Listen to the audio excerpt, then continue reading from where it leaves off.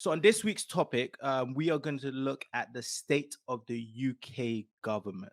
I would say it's been a shambles in the last few weeks.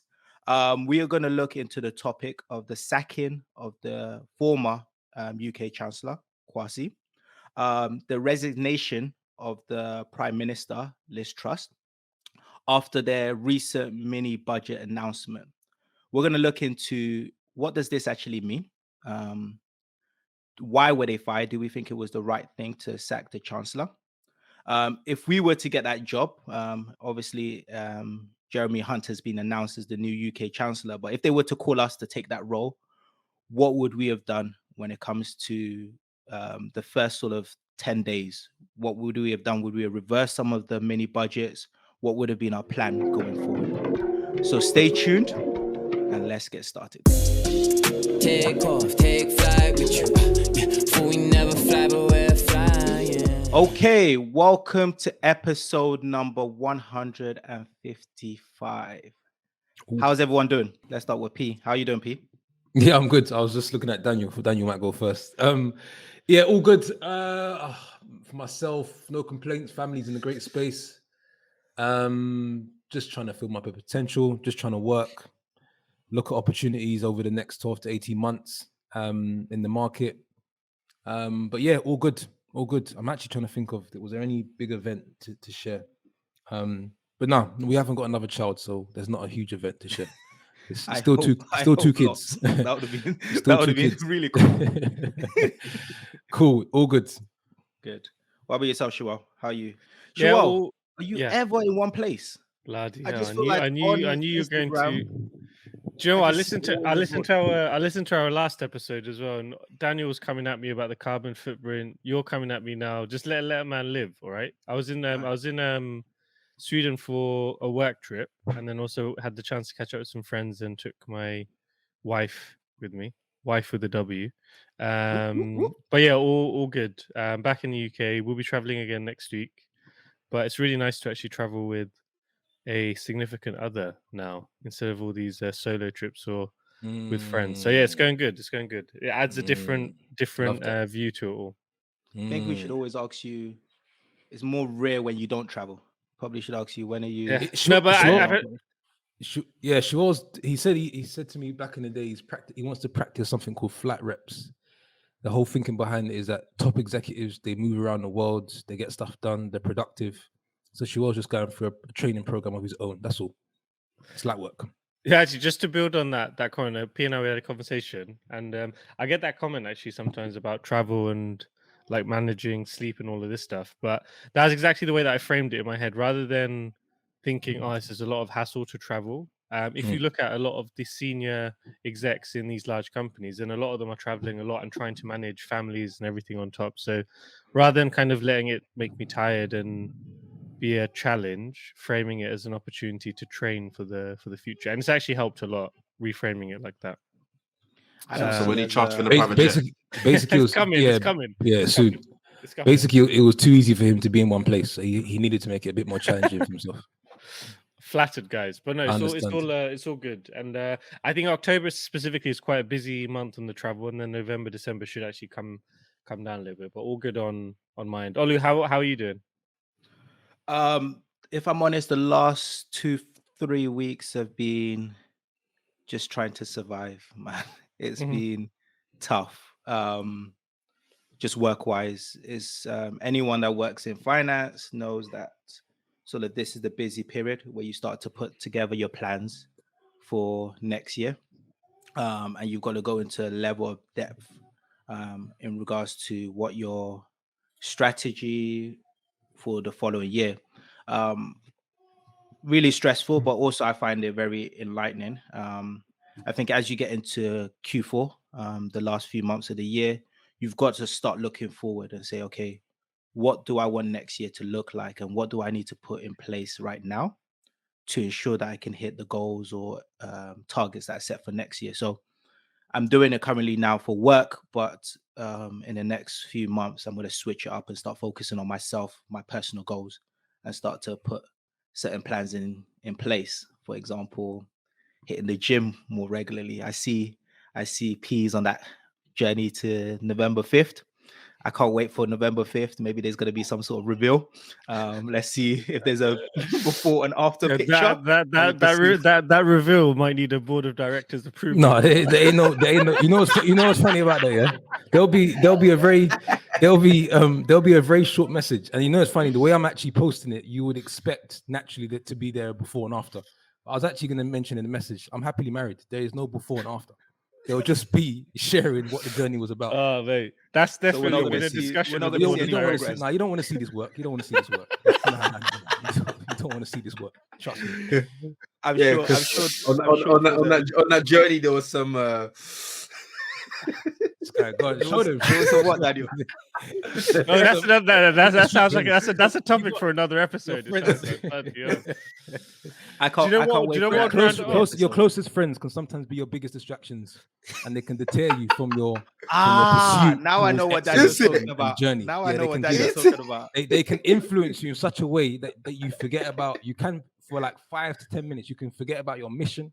Forget about your vision, 10 minutes, and you are happy. You end up indulging. You end up indulging. You are happy. What these guys are. Listen, your closest friends. Double patty, yeah. Double up, yeah. Triple. I was trying to go.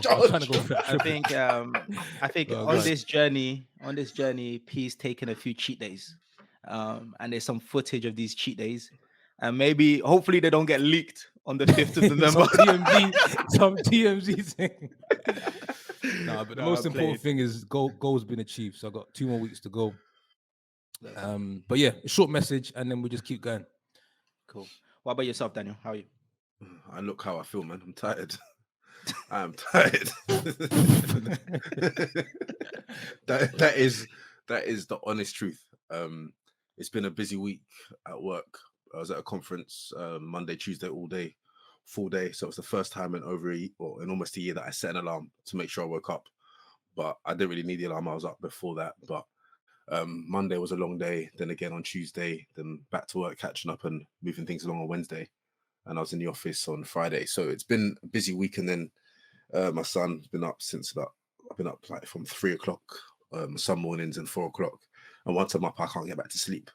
So I've then had to been productive for the whole day at work, some late evening. So right now it's the weekend. I was hoping, I wouldn't say get a line. I've been up for a couple of hours, but he only just woke up before we started recording. So it was like, I wish I could have slept whilst he was asleep, but that wasn't the case. But yeah, it's life. The grind, baby. That's the grind. There are no breaks.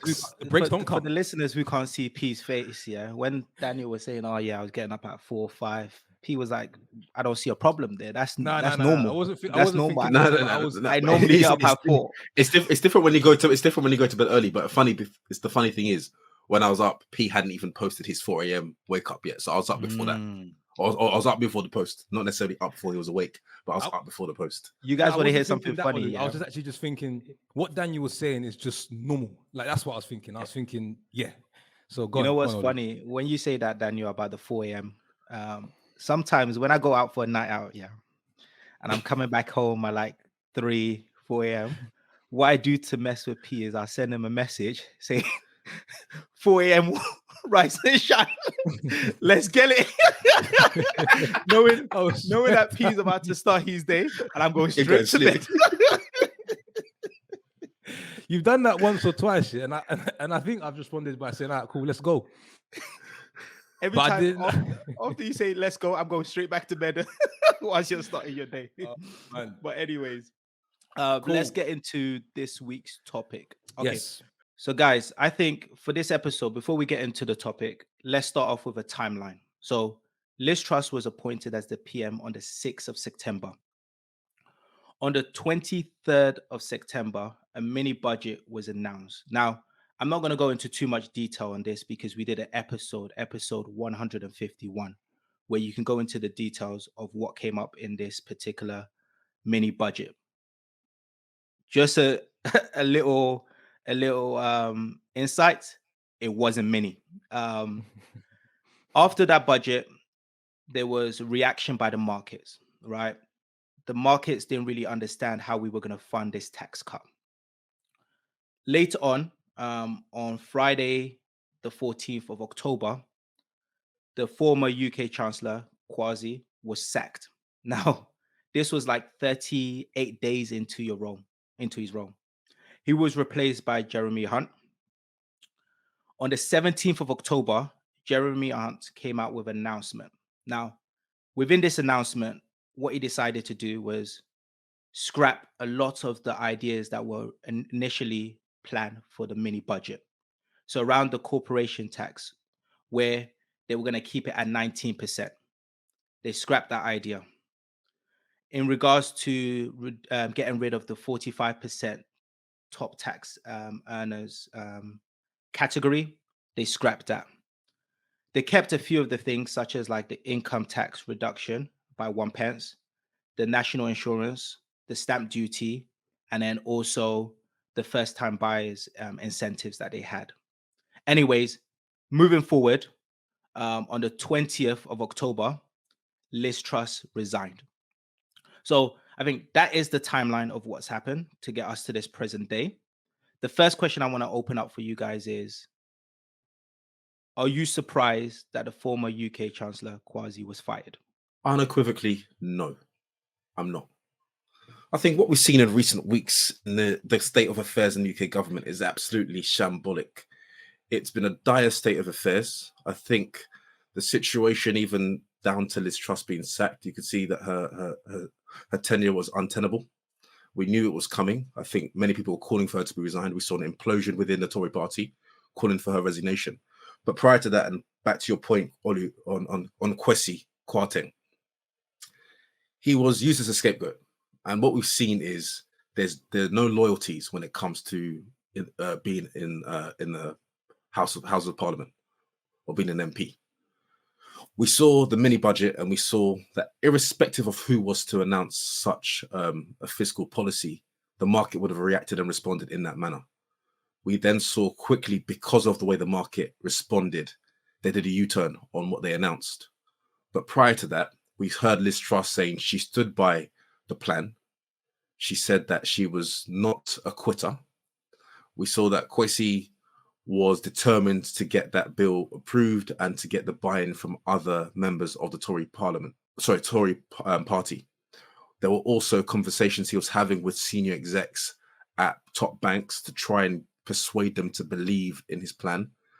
And what we saw is things weren't getting any better. Markets continue to be on a downward spiral.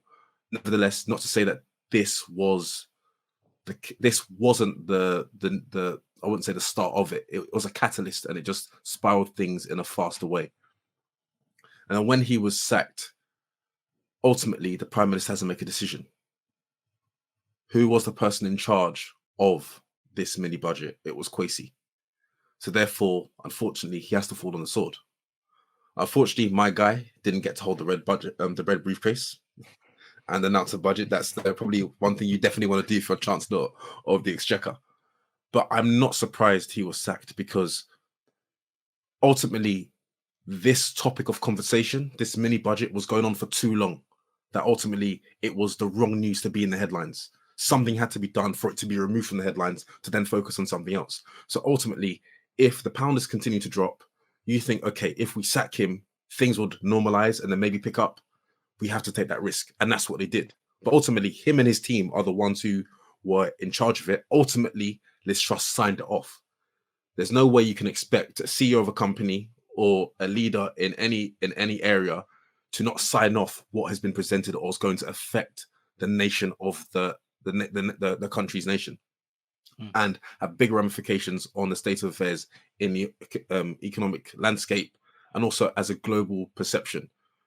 Ultimately, we're just operating like an emerging country, and it's just absolutely diabolical, for a lack of a better word. I'll pause there. Definitely because I with could the ramble laughing on. stock of a lot of nations at this moment. What about you guys? P. Shuwa? Just on that point around nations, I actually wanted to sort of add a point around. I'm 32 years of age, and actually, this is the very first time where I felt not embarrassed, but it's like quite down and depressed about how the UK looks across to other countries. When you travel the world, and you go to the States, you go to different parts, you go to Asia, and you'll say you're from the UK, it has a certain level of prestige that comes with it. because of how we present ourselves, how we organize ourselves, and how we speak to the world. And what I felt's happened with everything Daniel's mentioned, and this just sort of being a diabolical show, and we've now become almost like a laughing stock to the other countries, especially European countries.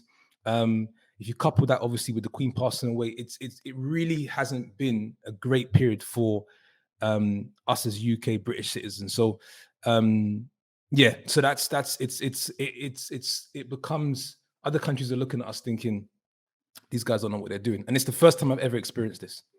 It's funny you say that, P, because I've had friends that live in the US message me saying, "Oh, I might come to the UK for just a weekend and just splash some Yep. money, seeing that your pound is dropping." And I'm like, damn, it's I would use the word embarrassing, right? I think I can remember 3 main moments, right, where I felt embarrassed. I would say Brexit, and the decision there in Brexit, I would say, was one that made me feel embarrassed to be from the UK. Everything that went on with the Windrush recently, and then I would put this as the third time that I've been extremely embarrassed. What about yourself, Shua? Are you feeling the drop in the pound or anything whilst you're international?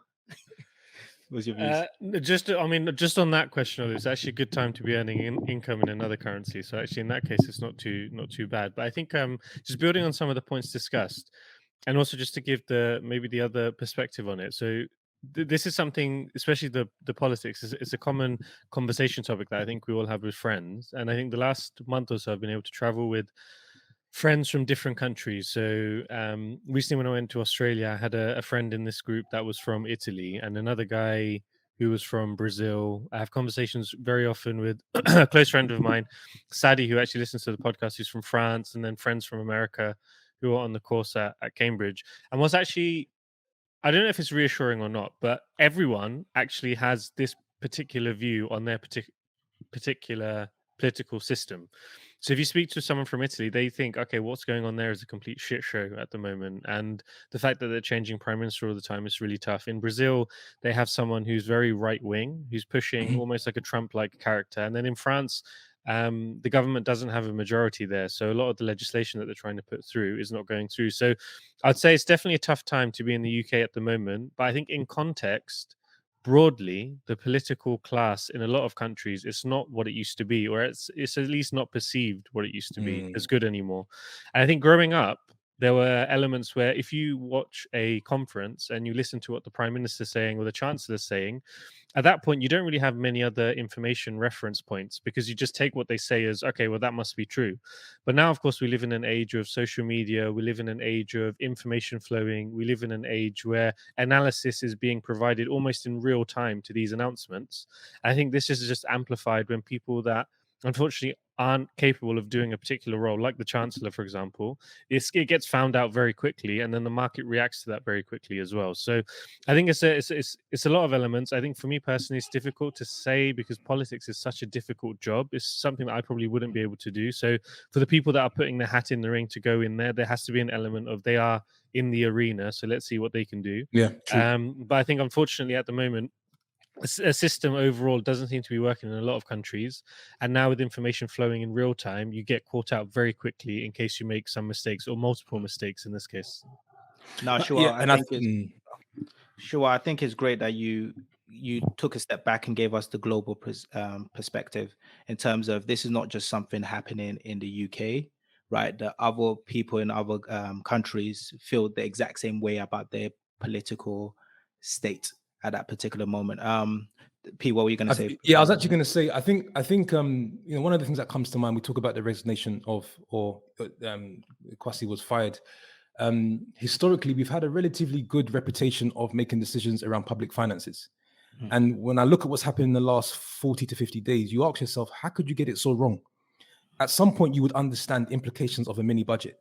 We said on the last episode that great ideas, wrong timing. Timing is everything with what you announce and how it plays out. And I'm sure this would have had to gone through a series of people, and it would have been vetted. Is this going to be the right thing now? And how is the pound going to react? And how are these? So they took a bet, but I'm surprised it went as left as it did. But I think Given our brains and given the level of education that we have, although it doesn't always translate into common sense. But I think historically we've done a decent job in making decisions around public finance. But P, I think, and I always have this saying, common sense is not always common, right? And you highlighted a good point, whereas this should have been communicated around. And in my mind, it feels like it was in a silo. It was a surprise because you saw the reaction of the Bank of England when this was announced, right? And I feel like this was created in a silo, not looking at the implications and the time that we're currently in. Because anyone knows if you're in an inflationary environment, the last thing you should do is put more money into the economy. It's just going to continue to inflate.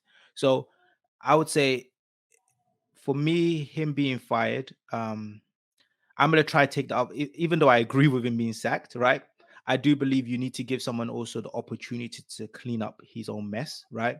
I think you could have given him sort of another 2-3 weeks to come up with how is he planning to fund this particular tax break, if it's through taxations of businesses, whatever. But in my mind, I felt like it was wrong firing. It was a scapegoat, like Daniel said, right? It was like you sacked the person that stood out there and gave the announcement of a plan that everyone sat together in that room to decide outside of the Bank of England, etc.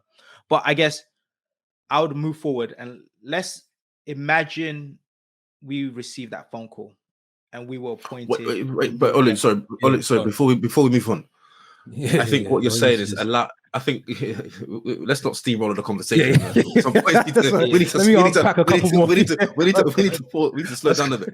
So with I hear what you're saying about, I know you agree with what we're saying, but maybe Kwasi should have been allowed some more time. He tried to unravel and do a U-turn on what he initially proposed. Then if he was given more time, unfortunately, I don't think we're in an environment where people in such leadership positions have that time to try and right their wrongs.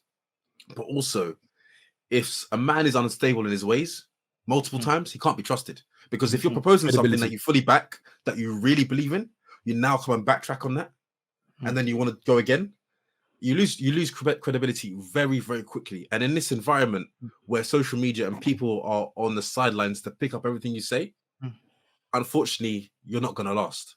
He's the face of the wrong budget at the wrong time. Yeah. And it just we've seen it in the corporate world, right? It's the exact same thing. You don't have time to clean up your shop. You have to go because people are looking to you, to what Daniel said. If he came out and actually announced a budget that was the best that the country's ever heard, you'd say, well, his face is behind it, so I can't believe it. So now credibility becomes a big issue. One thing I'll quickly say, and then I'll go to you, Olu, is there's quite a strong sense around I liked what Rishi's plan was, because ultimately it led to you have to basically increase taxes in order to pay off what we've actually printed. And it seems to become a situation where two parties are fighting and trying to win, as opposed to what is right for the country to win, right? Because the mini budget ultimately was just the opposite of what Rishi kind of wanted to put forward. So it was almost like, to your point, done in silo, so strong-minded and narrow-visioned in terms of let's go with this because we can win. And then it leads to a catastrophe. So Daniel, and I think I agree. I'm just trying to take the other end of this, right? I know. Yeah. But I think in regards to giving him time, and the reason why I mentioned that is there's a difference between being strong-headed and wrong, or being ready to take in new information and adapt and change. So the reason why I say that is me looking outside in seems like he put together the wrong budget for the time that we're in. I think we all agree with that. And that's a major problem. That's the issue. That's an issue. But Daniel, you can argue. Game over. Wait, you guys can argue. Let's argue about what happened in terms of a verbal warning. US. So what happened in the US in regards to them giving all the stimulus packages stimulus packages, right? You could argue also that was the wrong decision. Now, the way I look at this is nothing is either 100% wrong or 100% right. But how did the markets react to that? and this is the problem, right? Because now we're in such an age where the market dictates how if something is good and bad. In regards to the plan, there were so many things in there that were helping some of the people in the lower band. For example, the energy cap, right? Okay. The energy cap saying that I'm going to give people the peace of mind for 2 years to be able to not worry about it. Now that's been scrapped. In 6 months' 6 time, months. Yeah. it's gonna be scrapped. In 6 months' time, it's gonna get really cold. And now we have zero understanding on what that is going to mean for the price. Now, the markets will never want any sort of interventions by the government, making sure prices are fixed. It believes in the free market. Me looking outside in and saying, hey, is it the right thing to make sure that people have some sort of certainty in regards to how much the energy prices are? Yes. So, Okay, watch or you, this. yeah, go on that. Pete. When it Yeah. the mini budget in effect led to the UK economy crashed maybe once or twice after that mini budget announcement, if it wasn't for the Bank of England's intervention. Correct. The last thing you're worrying about at that moment in time is energy prices and caps. It becomes a Do you think that's right or wrong? a micro. No, but what I'm saying is, we're going back to this point around, was it the right decision to let him go? That entire team, cabinet who announced the mini budget led to the UK economy tanking. If the Bank of England doesn't intervene, let's talk about pensions, right? Because there's billions as a gap there, as opposed to this energy crisis cap, which yes was a nice idea before, but when the series of events took place after the announcement, you've now got to go back to what's the bigger ticket items. And I would say, given as important as it is, it's not as significant as everything else. We've got an issue with pensions. The pension issue is not because of the UK Chancellor's announcement. That is an underlying issue in terms of how the pension things are structured, and the gilts and everything is a complicated topic. But that's that was triggered. Bro, that was triggered because the Bank of England had to intervene for the next 15 days to inject. Was it 45 billion? It's a domino. But if you understand the reason is a domino effect. But the reason, I always say, let's say for example, I build a house that's not stable. You take out one brick, it all tumbles. The reason it's tumbling is not because of 45. Let's not get it twisted. It's not a 45 billion tax cut that is causing this whole house to fall down. It's the whole structure of how pensions are built, what they're backed against. All of those elements is what is. If it was a firm structure, a 45 billion tax cut would not make it crash. I think yes. Go on, sure. Yeah, just to add, and I know all of your it's actually great for discussion to have this other viewpoint, but maybe also for the listeners. I think it's less so probably what the announcements were. It's also, I think, in terms of how he came across and did it. So I think taking over the role, firing some of the most senior people in the Treasury, for example, like firing some of the people who maybe would have different opinions on policy, doing that already on day one, I think this sends a signal to the market. I think also, if you're coming into any particular job, even if you imagine it's your personal finances and you're telling your household, right, guys, so I think we should spend X percentage more money as a household on these things. Oh, but how are we going to fund these? Or we're going to fund these off credit, where interest rates are just going to continue to go up as well. And if someone says, okay, well, if we're doing that as a plan, how are we going to, sustain that in the future? And then someone turns around and says, okay, well, don't worry about that. We'll figure that out later. I think there's already credibility coming into the questions Daniel said. The last sentence that you said, I'll figure out later, is the part I'm saying. He said, I'm coming up with a plan, right, of how to fund this. And again, I believe the announcement was wrong. I've said that on the previous episode. I believe, personally, should he be sacked? Most likely, I'm going to say that. Should have been sacked sooner. But I'm saying, I would have sacked him if he was. I would have sacked him if he was like, nah, I don't care what anyone is saying. This is the right way to go. Versus the perception I had outside looking in was that he realized that, okay, the markets are reacting to these issues because of X, Y, Z. And he was coming out with a plan to say, how am I going to fund this? And either it's going to be a tax on corporations, etc., etc. No. This is, and when I say should have been sacked soon, it's not about anyone who's the face of this mini budget that causes the series of events that happen should go. It's not, it's not a black and white thing. It's not, oh, I like him because of this or his background. Nothing to do with it. What's best for the country? And go ahead, Daniel. even I was going to say, Olu, I disagree to some degree because Mm. I think he would have fully backed it if the markets didn't react. He would No, have but I'm fully saying backed after it. the market reacted, Yeah, it wasn't like he after the was mar- still stuck. okay, after the market reacted, he had to react because all he did was buy himself a Exactly. few more days because he knew if he didn't do a U-turn, he would have been gone that same day. So him And turning it around just bought him an extra few days. And yeah, but because I'm things saying didn't he was yeah. flexible. Daniel, what I'm saying is he's flexible to the response that he's getting from the Flexible. market. Because if Daniel not being Did you see flexible, flexible? not being When he flexible, announced it on the Friday morning at 9:30, he was smiling from pillar to post in the House of Yeah. Commons. On Monday morning, tanking. Mr. Yeah. Speaker. He must, Mr. Speaker. No, he must have been. what I'm sweating. saying is on Monday, Daniel, if his reaction was still, "Hey, I'm sticking with this. This is the It right was. thing to do." It was. No, He was from going to what banks. The from Monday, what he was I still back in it. understood, It was later in the week. The no, IMF drove from him what out, man. I think from what I and we drove can him move out. forward. We can Yeah, go move on. forward from it, right? But I think from what I understood was that he was looking at what was going to be the solution there. But I think we've answered that. We all Let's- agree that this is. We all agree that this is the I got wrong the call. plan. Ollie, you We got the all call. agree that this is the wrong plan. If you guys were to get that call in regards to, you're now the UK chancellor. Yeah. After Kwasi's been fired. After he's been fired, Okay. what would you do? Let's start with P. What would you do?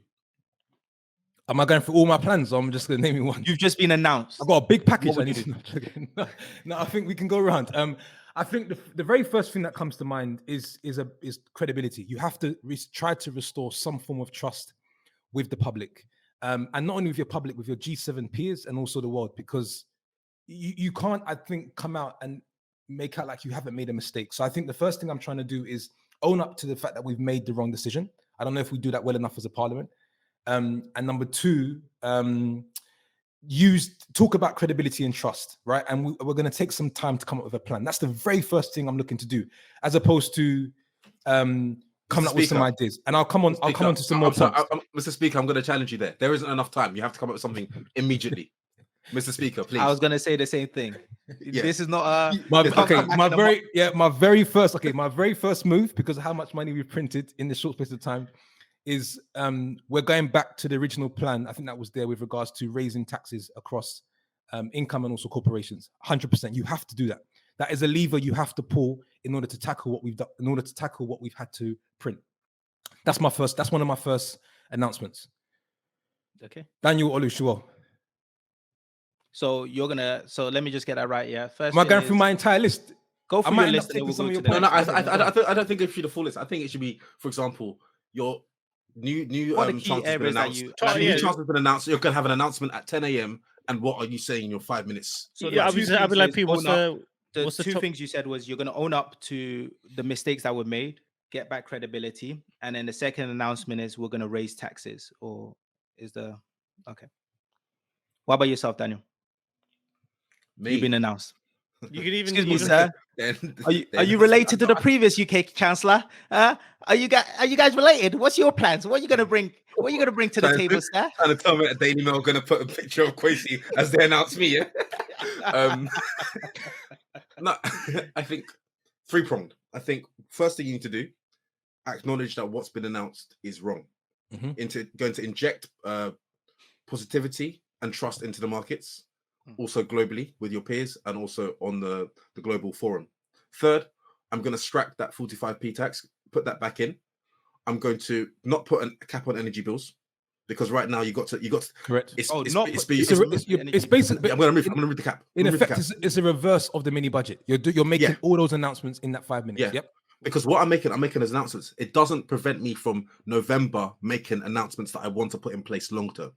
Because ultimately, immediately, I need to put back trust into the markets for the sterling. And then in November, October, it's November that's been brought forward now, then you can announce what your plans are. So Daniel, when you say you're going to scrap, let's take, for example, the energy bill. Yeah. Immediate effect? Effective immediately, you mean? Yeah. What to remove it? No. I'll give time. It'll be either January or April. It depends. Of course, January, April. It's not going to be from today. No. Okay, cool. Okay. Yeah. So let's go to Shua and then Olu. Let's go to Shua and then Olu, and then because we'll keep going around. There's more ideas. Yeah. Shua, what about you? So I think on my side, I think the top three things that I would say. So I'm also assuming that I'm a conservative. Okay, I'm a conservative chancellor. You're whatever you want to be. Oh yeah, Okay, it's all right, true. cool. But let Whatever me, party but you to are. No, really, no, but to really, it's but got to to be. really, pulling up. but I'm pulling It's up got to be me. conservative. It's got to be conservative. yeah, You have to be conservative. to do like a proper role play on it. So I think the three things that I would do would be, one is to have a very honest conversation with the UK public in terms of where we are, and also I think alluding to P and Daniel's point, really about the credibility. So for that credibility element, I think it's worth recognizing that there should be an apology to the general public. Not saying we individually need it, but I think generally speaking, because of the shit show the last few weeks, I think an apology is something that will ground it into reality straight away, and recognizing that things should have been managed better. I think also I would be very clear in terms of, before going into the financial cuts and increases, etc., that we're going into, why is it that we're doing it? And essentially, we're doing this because during the last few years, during the pandemic, millions of people have been supported through furlough, through vaccinations, through many other initiatives. Now, of course, it wasn't perfect as a country, but no country around the world has been perfect at it, because a lot of it we were having to do it as we go through a emergency situation. So that's a reason why we have so much that we need to pay for, and ultimately with all debts they need to be paid, and the UK has always been recognized as a country that manages its finances, and we're trying to get back to that reputation. So I think that'd be the first thing. The second thing is really to prioritize managing inflation and getting this under control as soon as possible. So the targeted approaches that we will take, the priority will always be to, in the short term, manage inflation, and while managing inflation, giving relief to those impacted. I would actually keep the energy subsidy but reduce it down to 6 months, as Hunt has done. But the tax increases should come back into play. But then this will be the last point. The last point is to really frame a reason why we're doing all of this. This isn't so that we become a high tax country and economy for the future. Ultimately, we do want to grow. We have opportunities to grow. There's areas that we can grow in, from startup ecosystem to fintech to green energy, all of these areas. So let's try and get through this period during the next year, 2 years. But once we get through it, we'll be in a much stronger position. So those would be the three elements that I would look at. And I think just to I think great points from Shaw. I think what's also important in this communication is to maybe spell out the short-term, long-term plan. A lot of what came out in the mini budget, I think it's something that people can look forward to at a later stage. But you have to start working on, you have to tackle the amount of money we've printed, and you've got to do that. And you've got to use the levers like tax, for example, or increasing taxes. So I think if you can give that to people, you've restored credibility and trust. You've given them a short, medium, tactical plan right now, and there's in a way a promise to the future that we can look forward to Gotta be making careful the with that UK. promise. Promise to the Not a future. promise, but The you can market- kind of But you can at least kind of give a- outline, right? Exactly. anything you put out into the market. The reason why I be careful People about would, putting yeah, I future, know they start, you yeah. you put that into the economy, and you put that into Economy. the calculation. It's like, Yeah. if I say in 10 years time I'm going to give you a tax cut of whatever, etc., is now you're held to that particular Estimates date, are and based it's on that. also put into the economics. I think on my side, I think we've all mentioned the first thing is own up to the mistakes of what previously was announced. Make sure that you gain credibility, and the way that you gain credibility, I think one is you need to give people a real education on, like Shawal said, how did we get to where we are right now, right? And make people understand that, look, there are tough times ahead, right? I think people think that there's going to be some magic way of solving the inflation, recession, etc., that this is just going to happen and everyone's just going to be happy. Unfortunately, that's not the reality of it. There's going to be some pain somewhere. Now, in my personal opinion is, any country, any civilization should be judged based on how it treats the people at the lower end of that society.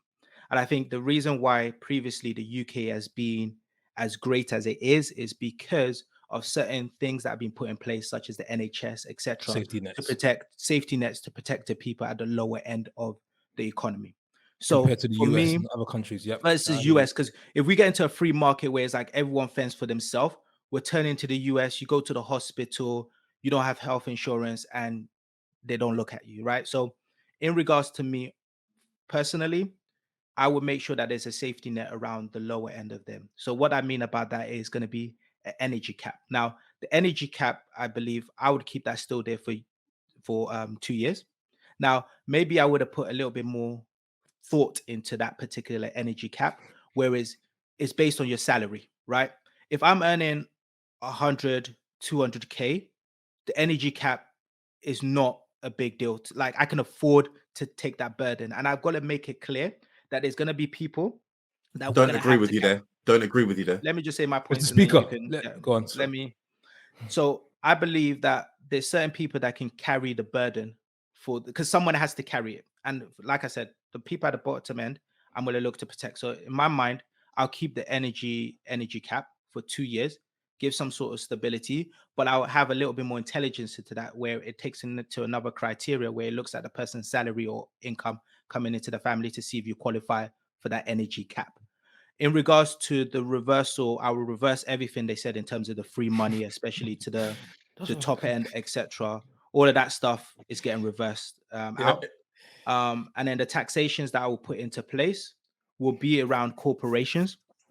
Corporations will have to pay more taxes. Businesses will have to pay more taxes, especially bigger corporations, because what's happening right now that people are not really talking about is a lot of corporations are actually feeding into the problem of inflation. And I think a lot of you guys have worked in certain businesses, but the companies are just increasing prices, increasing prices, increasing prices, increasing prices. Sometimes when you look at the earnings and their margins are not getting eroded anywhere. And they're just using the time that we're in to say this is the best time of Capitalize. hyperinflation to capitalize on that increase and increase margin. They need to be taxed in some way to put that back into the government. So for me, those are the three things that I would do. One, Yeah. like everyone's mentioned, credibility, making them know we made a mistake, tough times ahead.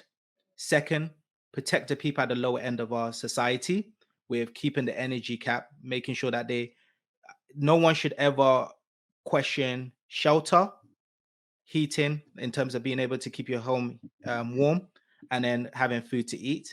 And then on the third part is there's going to be tough times ahead. Unfortunately, the people at higher end have to carry that burden. Yeah. No, I think it's I just wanted to share a couple other elements that I would haven't flushed out, but I would try and find a way to articulate and get across. I think and maybe not immediately, but to Daniel said in November there's another announcement that will come. One of the things I'll try to focus on is I think the success of you have to figure out a way to how to you can actually engage with the public. And I think it's about time now that we are able to get through to the younger generation, because they are the leaders of tomorrow. So it's about finding a way to spell out a plan that or engage with the younger people up to say 35 and 40, engage with younger people and spell out plans that speak to them. The second thing I would try and do is make it very clear in terms of how I'm going to do a resource allocation across public spending. So talk about how much we spend in hospital, NHS, how much we spend in social housing and social protection, and share what the thinking is around where we want to invest more. Because I think that helps give people an understanding of where we see more opportunities or what we're actually trying to focus more on. And the other element is bringing the conversation about trade in, right? As we're now in the position of the Brexit, we're not bound to the European single market laws. We're open to trading with other countries. And so we don't produce enough within the UK to be able to do everything in-house and be that independent as of right now. So I would try to talk a little bit about maybe some trade ideas, and that can give some, promise to a brighter future. So those are just some elements that I would also try to feed in to a speech at some stage. Young people, allocation of resources across public spending, because we may need to cut in some areas, and ideas about trading. Cool. Anyone else have any other things they will bring? Go on, Dan. Sounds like I've got the job. Well, depends how many days you want it for, because anyone can get the job. It's about staying in the job. Yeah. They don't want another shortest. New record. Everyone breaking records out here. No, the one thing I was going to say is, Kwasi announced the removal of the cap of bankers' bonuses, and ultimately that's also back. I don't know if that's back actually. That's one thing I'm not sure, because I know they didn't scrap it. They kept it. But I can understand why they kept it, because ultimately, if you're removing the top earners tax amount, it allows them to retain such bankers and companies within the UK. Because of Brexit, we've seen a lot of banks and others move their headquarters overseas to other European cities or remove their headquarters from London, and a lot of the staff move in. And ultimately, what happens is when you move those top earners, is you get less money into the economy. So they had to do something in that. And I understand why Kwasi did that, and I understand why he removed the cap on bankers' bonuses. It's because ultimately their people will move abroad. They'll move to other parts of the world where the tax rates are much lower, and they can have more net income. More net income as opposed to what they get in the UK.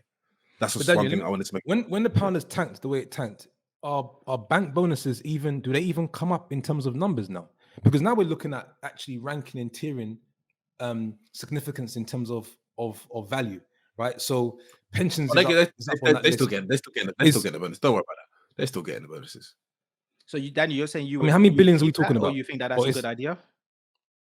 No, I think they need to keep that. They have to keep that, the move of the cap, to keep and retain talent.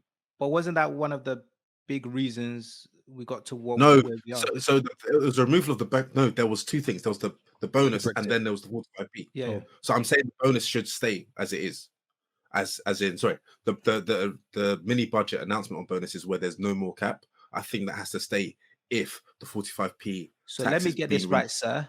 You wanna do the energy cap to 6 months, but let these rich the bonuses for bankers stay. But why do everyone say rich bonus? Like, do they not work hard for the money? Like, we all just think like they're just in a group. No, like, but then it's like footballers as well, because it's like, yeah. I'm not saying that they don't. I'm not saying that they don't work. It's beyond that point, though. It's about how attractive are you making it for that sector. It's not. We're not talking about like people, because if you talk about people that earn a lot of money now, you're like, I don't know. It's like a child pointing fingers. I think the conversation is more about how do we stop people from going to Frankfurt and setting up a base there, and how do they stay within the London and build out? So that's kind of what I do recognize. I agree. I recognize that. But you're trying to tell me your announcement is going to be, hey, we're going to try to keep people here by allowing them to make more money on bonuses. But the area that's going to move the needle more people is by taking away this cap. And I'm saying you could decide to do both of them. I can understand you saying I'm going to do both of them. But then one or the other is, yeah. No, I'll just be a true politician. I won't mention about changing the cap. I'll keep it as it is, and I'll mention the other stuff, because as a politician, you don't. What is it? What's understood hasn't got to be explained. You point out what you want to point out, and you leave, and then you say what you want to say. So that's what I'll do. I think there is benefit in what you and Daniel said. Daniel and Pabilo said in regards to, you got to figure out how do you bring work back into the UK and make sure that it's competitive environment. I think the way you do that, right, for me personally, is just bringing back innovation back into the UK. So if you got to figure out ways to either you're going to fund certain projects, if it's in certain areas, whatever, etc. But that's the best, because just I'm with you. No, I'm with you. With you. We're talking short-term tactics. Yeah. But I think we've mentioned a lot of good points in terms of what we would do. I think all four of us had pretty much the same idea in terms of credibility is the first thing in which needs to be put back into place. I think the second thing that majority of us said is that there needs to be some sort of reversal in terms of just the free money, the tax cuts that's being done, some more than others. And then the last one is, okay, how do we sort of grow the economy, get more cash money back into the economy? Okay, just to close up, I think the last question before we wrap up. I think I've got the job, and I think they need to pay me £115,000 lifetime allowance, like Liz Truss got. That's only for prime ministers. P will pay you in we'll pay you in bonuses. And I like the sound of that. I like the sound of that pension. We'll pay you under bonuses, and under your rule, it's been capped, so you won't be able to get the full amount. But anyways, for the listeners, just the last question. I think because it's very uncertain times right now, a lot is moving around. For the listeners, what is some of your advice that you would give people in the UK living right now in terms of investments, outlook, how to sort of navigate during this uncertain time? You're only in a recession if you allow yourself to be in a recession. Deep. So focus on yourself, invest in yourself, Focus on the opportunities.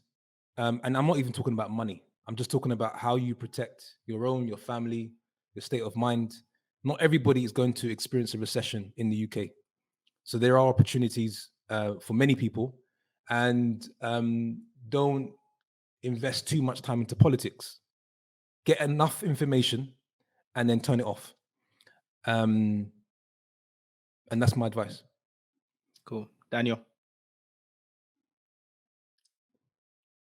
Pete's Acro- essentially saying, act like an owner. Okay. I would say have a diversified portfolio. I think that's key and imperative right Nah, now. come on. Don't get me started on that. Sorry, Daniel, go ahead. I won't get you started. I'm You can speaking, shut I'm up. speaking out of turn. Yeah. Sorry. No, I think it's important to have a diversified portfolio, but I also think there's a lot of noise. I think when anything like this happens globally or within the UK, there's so much talk. And something someone says is you should treat the news like sugar. Take it in small doses, because if you take too much, it's not good for you. So I think you have to be very careful about what you listen to, who you listen to, and how you make your own decisions. Of course, get enough information to make an informed decision, but also be cognizant that there's a lot of information out there. Some of it good, some of it bad. I'll go and then I'll pass it on to Shilwell. On my side, I would say control what you can control in your life, right? There's a lot of factors that you just cannot control. You can't control what interest rates are going to be tomorrow. You can't control who's going to be in charge of the country. You can't control what tax cuts you're going to get or what tax you're going to have to pay. All you can control is your individual life and your personal circle. Now, in regards to that, and again, not financial advice, but what I am doing in this particular moment is one, figuring out different ways for me to make certain incomes. So if that's through my workplace, if that's through starting my own business, if that's learning a particular trade, that is one element of it. Second, be careful of my reliance and the reliance on debt. That is one element that you do not control. Yes, you can put a fixed loan for a particular amount of time, but you don't control how that increases over the years. So we're seeing that a lot of fixed term loans are coming up to expiry next year and the following years. You're not going to be able to dictate what those interest rates are. You are going to be able to dictate how much you need to borrow and how much you need to take in.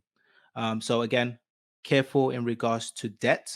And then the last thing is something that the budget didn't do, which you need to do in your own life, is manage your income and your expenses, right?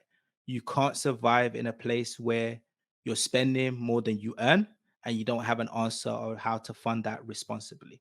So control your spending during this risky time. Save, have money in cash, or I have money in cash for rainy days. And also, the last one that I'm doing is investing a lot during this downturn. So I've seen a real decline, me personally, in the stock market. I've been picking up quality companies, which I'm going to be continue picking up as we continue to go down. And then in 10, 20 years time, I'll be able to reap the reward of investing whilst other people are fearful. So that's what I'm doing at the moment. Sure. So I'll keep it quite quick on my end. I think it touches upon some of the points that everyone's mentioned, but I think during this episode we've spoken a lot about the country's finances, right? But I think during this period it's very important to focus on your own personal P&Ls and your personal balance sheet. So using that as a framework, if you start from the top in terms of the sales, your income, how are you going to increase your top line during this period of change? Again, this is something that you can control. You can't necessarily control a country's tax revenue. Then if you go through the P&L, if you, in terms of the expenses that you have, are there any expenses that you can reallocate, anything that you can shift to something that actually generates more of a return to your personal income level?